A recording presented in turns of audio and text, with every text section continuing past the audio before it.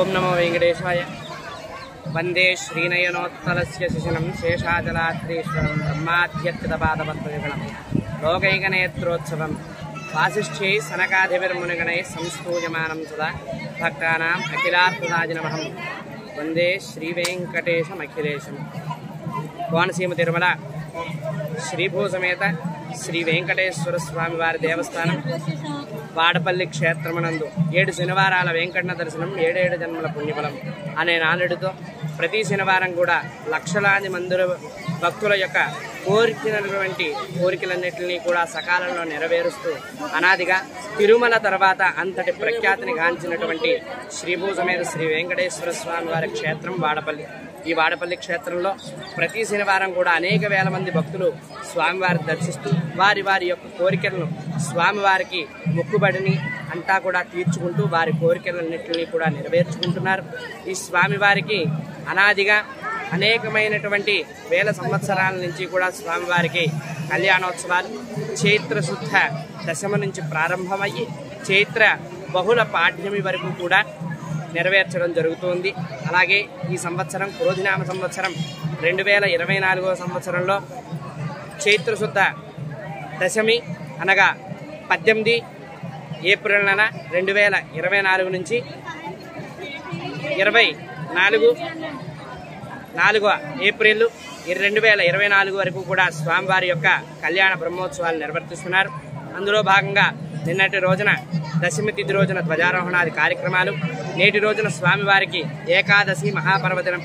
ఏకాదశి మహాపర్వణి కృతం జానతపాదిభి అక్షయమృతం పుణ్యం స్తోత్రం సర్వమహర్షిభి అని చెప్తున్నారు.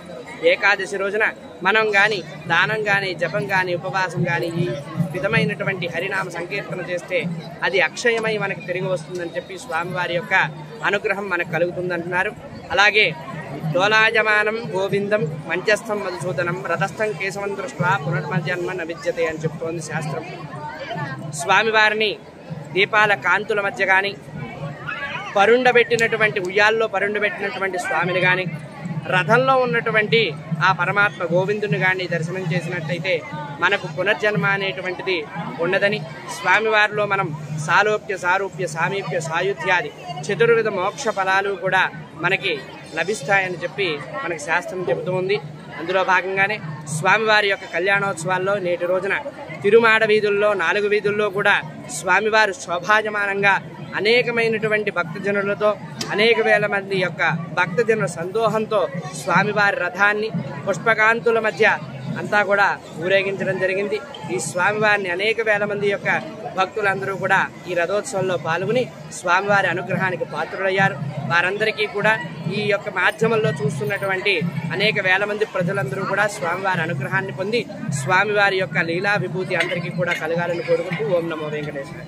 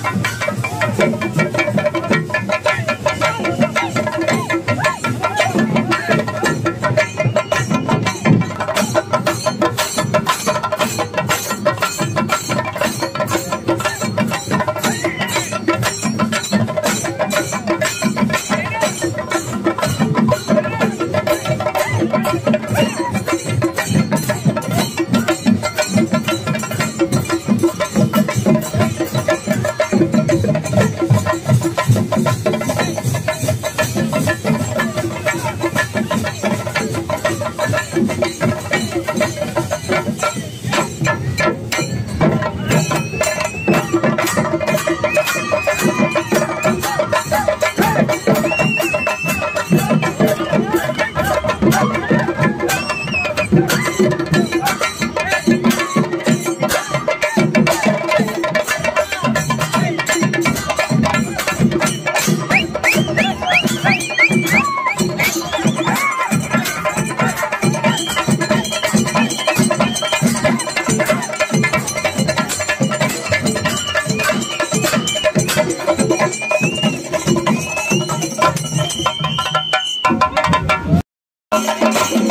you.